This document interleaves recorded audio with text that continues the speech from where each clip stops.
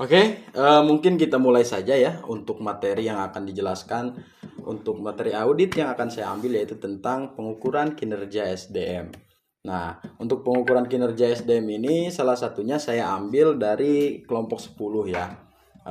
Yang kemarin dibuat oleh kelompok 10. Di sini saya akan membuat videonya untuk menerangkan kembali. Nah, yang pertama di sini ada pengertian. Apa sih yang dimaksud dengan pengukuran kinerja atau performance measurement gitu kan? Nah, pengukuran kinerja adalah suatu metode kegiatan pengujian berupa pengumpulan data dan informasi tentang maksud FC dan tujuan program. Nah, manusia adalah bagian daripada bisnis yang memiliki dampak terbesar pada kesuksesan perusahaan.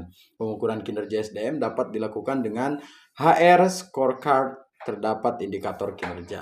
Nah, jadi peran utama dalam pengukuran kinerja itu atas kesuksesan sebuah perusahaan dan tercapainya sebuah tujuan itu hal yang paling inti adalah manusia itu sendiri.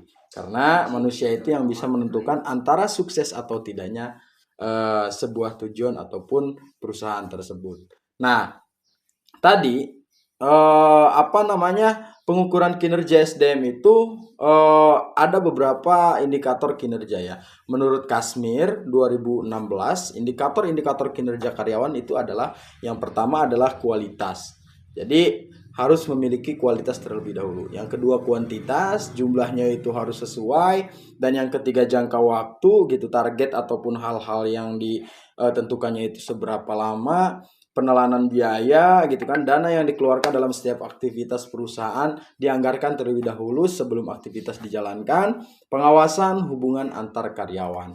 Oke, selanjutnya adalah sumber daya manusia. Nah, sumber daya manusia ini adalah orang-orang yang mengatur, menciptakan barang dan jasa dan juga mengawasi, memberikan serta mengalokasikan produk terdapat ataupun terhadap sumber daya keuangan. Nah, dan ini juga menjelaskan semua strategi atau tujuan organisasi.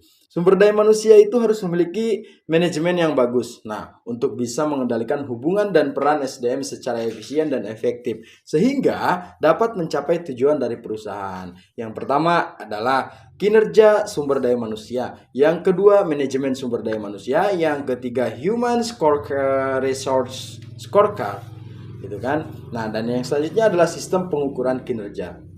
Apa sih sistem pengukuran kinerja? Singkat saja, mungkin bisa dilihat oleh teman-teman. Sistem pengukuran kinerja memiliki sasaran implementasi strategi.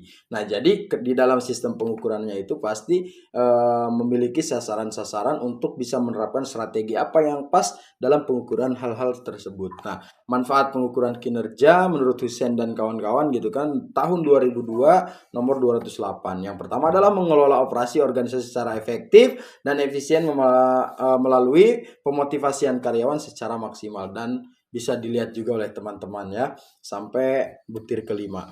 Nah, selanjutnya adalah balance scorecard. Nah, apa sih yang dimaksud dengan balance scorecard? Dalam membuat balance scorecard, eksekutif harus memiliki seperangkat ukuran sebagai berikut. Yang pertama, menunjukkan faktor krisis yang akan menentukan kesuksesan strategi perusahaan. Yang kedua, menunjukkan hubungan di antara hubungan individual sebagai penyebab. Dan yang ketiga, menyediakan pandangan yang lebih luas tentang status terkini perusahaan. Balance scorecard menciptakan gabungan ukuran strategis, hasil dan ukuran pemicu, ukuran keuangan dan non-keuangan, atau juga ukuran internal dan eksternal, gitu kan. Untuk selanjutnya adalah 4 langkah dalam penerapan balance scorecard. Yang pertama adalah menentukan strategi, yang kedua menentukan ukuran dan strategi, yang ketiga menyatukan ukuran yang sesudah ya atau sudah ditetapkan ke dalam sistem manajemen, dan yang keempat menelaah ukuran dan hasil secara rutin. Oke, di sini dari kelompok 10 mengambil studi kasus dari Dinas Pemberdayaan Masyarakat dan Desa gitu kan di Kabupaten Ogan Ilir. Nah, keberadaan Dinas Pemberdayaan Masyarakat dan Desa Kabupaten Ogan Ilir dilihat dari aspek beban kerja, tidak dapat terlepas dari aspek kebijakan pemerintah Kabupaten Ogan Ilir tersebut dalam bidang pemberdayaan masyarakat dan desa.